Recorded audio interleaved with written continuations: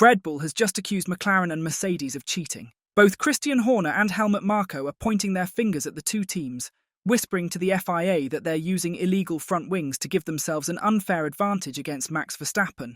Is any of it true? Stay tuned to find out. McLaren's recent performance has been turning heads and raising eyebrows in the paddock. While they were consistently in the top 10 at the start of the season, their drivers are now regularly landing on the podium. Red Bull advisor Helmut Marko has suggested that the FIA take a closer look at the front wings of both McLaren and Mercedes. Following their strong showing in qualifying at the Italian Grand Prix, Helmut Marko has voiced concerns about the two teams. He believes the new front wing designs on their respective cars might be giving them an unfair advantage, potentially bending the FIA's technical rules on flexibility. Rumours suggest these wings might be more flexible than the regulations allow. McLaren secured the front row at Monza with Lando Norris and Oscar Piastri, while Mercedes' George Russell qualified third. This performance was obviously stronger than Red Bull's, as Max Verstappen could only manage 7th place on the grid, followed by his teammate in 8th. These surprising results highlight McLaren's rapid improvement. Just last week at Zandvoort, Lando Norris finished the race more than 20 seconds ahead, setting a new record for the year. In the previous Grand Prix, Norris had only finished in 5th place. The flexibility of the front wings has been a hot topic in Formula One for a while. The FIA had already announced plans to monitor this issue, even installing cameras on certain cars earlier in the year.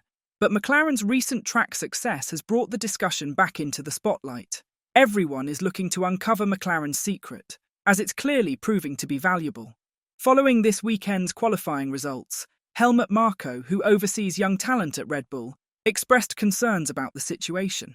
After what was a particularly tough weekend for Red Bull, the Austrian called on the FIA to launch an investigation.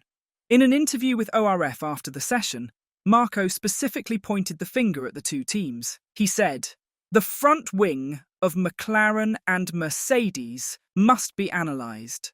This isn't the first time Red Bull has raised concerns about the front wing. After their defeat in Zandvoort, team principal Christian Horner also pointed out the impact of the front wing in Lando Norris's victory in the Netherlands.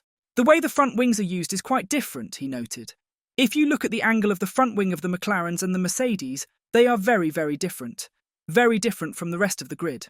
Helmut Marko also mocked McLaren for their papaya rules during Sunday's Italian Grand Prix, where Oscar Piastri took the lead on the opening lap with an aggressive move on pole sitter Lando Norris.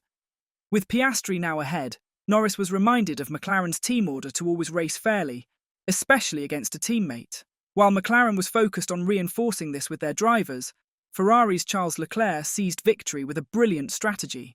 Following the controversy at the Hungarian GP, McLaren has been keen to establish a clear stance on team orders when racing in their papaya-coloured cars. But the way they applied these papaya rules during the Italian GP has raised questions about whether trying to keep both drivers happy is hurting Norris's chances at the driver's title. Speaking to the media after the race about the team's performance, Marko made fun of McLaren's situation, saying, "A disappointing result? Absolutely not. We kind of saw this coming. I want to congratulate Ferrari on the win and thank McLaren for their sportsmanship. I appreciate that, and it makes our situation a little bit better." The 81-year-old also noted that McLaren's papaya rules are actually playing into Red Bull's hands, helping them stay competitive in the fight for the driver's title without losing too much ground. "In other words, our default wasn't that conspicuous. It could have been worse. But the gap is about the same as in Zandvoort," he continued. "From our point of view, we welcome this sporting approach." On a more serious note, Red Bull Racing's performance is steadily declining. At the Italian Grand Prix in Monza, Max Verstappen and Sergio Perez struggled with the RB20, and Verstappen's lead in the World Championship continued to shrink. Marko has confirmed that the team's struggles in Formula One are starting to get serious, following a disastrous qualifying session at the Italian Grand Prix. He admitted that Red Bull's issues have become so significant that they can no longer rely solely on Verstappen to achieve results beyond what the car is capable of delivering. "We have to find the moment when we took the wrong turn," Marko told Sky Sports Germany. "Then you have to look at Miami, because at that time we were still dominant.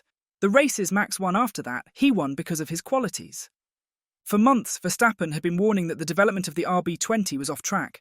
The three-time world champion had repeatedly pointed out that the senior team members didn't seem to grasp the gravity of the situation. Following the Italian Grand Prix, Marko also hinted that there was a lot more happening behind the scenes. He echoed Verstappen's sentiments to Speedweek, saying, "We realised during the Italian GP weekend that there is a huge fundamental problem with the RB20 car. The positive thing is that everyone is working together and working very hard to find a solution. There will be tyre tests in Monza after the Italian GP, which might get us back on track." Marco acknowledges that what was once the best car on the grid has now become unpredictable and difficult to control. The Austrian knows that resolving these issues urgently is crucial. "We have created a car that reacts extremely sensitively to the slightest changes, whether it is the outside temperature or a different tyre compound or less fuel on board. And then the good balance is gone again. We also believe that the correlation between the wind tunnel and the track is part of the problem. Both Perez and Verstappen have been firm in their belief that Red Bull has taken the wrong direction with car development, a claim that team boss Christian Horner has denied. But Red Bull's efforts to enhance their car's competitiveness through upgrades have coincided with Verstappen's concerns about the handling of the RB20. With several teams facing unforeseen challenges with new parts under the current rules, Marco has admitted that Red Bull faces a tough task in addressing its issues. "But with the complexity of these cars, it becomes very difficult," Marco added. "Thank God we have some time towards the Azerbaijan Grand Prix, because now it was practically impossible to implement anything. But the situation is starting to get serious." The drama at Red Bull continues as Helmut Marko takes a swipe at Jos Verstappen over his tense relationship with Christian Horner. Max Verstappen's father has been outspoken about Red Bull's recent lack of performance, with rumours circulating that he wants his son to consider a move to rivals Mercedes. Marko, however, remains firm that the three-time world champion will stay with Red Bull for the 2025 season, and has even accused Jos Verstappen of being disloyal to his son's team. Following Red Bull's recent challenges, reports emerged that Toto Wolff was interested in signing Max Verstappen to Mercedes for 2025.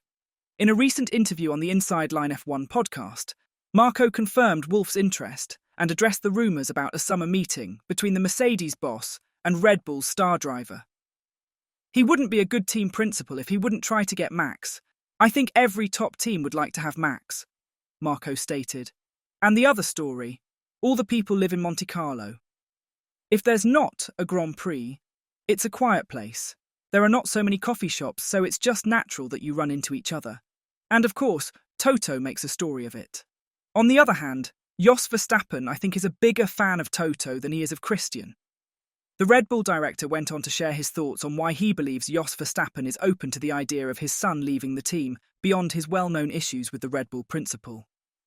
"Every contract with a top Formula One driver has exit clauses, which are mainly based on performance," he said.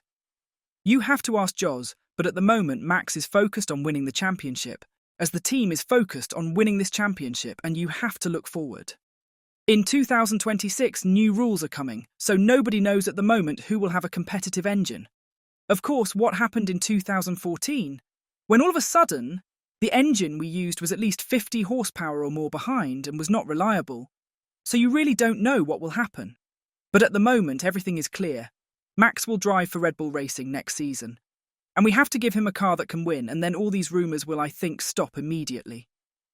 So, has Helmut Marko uncovered the secret to McLaren's sudden rise to the top? Or is he just looking to blame others for their failure? Share your thoughts in the comments section down below. And as always, don't forget to like and subscribe to the channel if you haven't. Thanks for watching.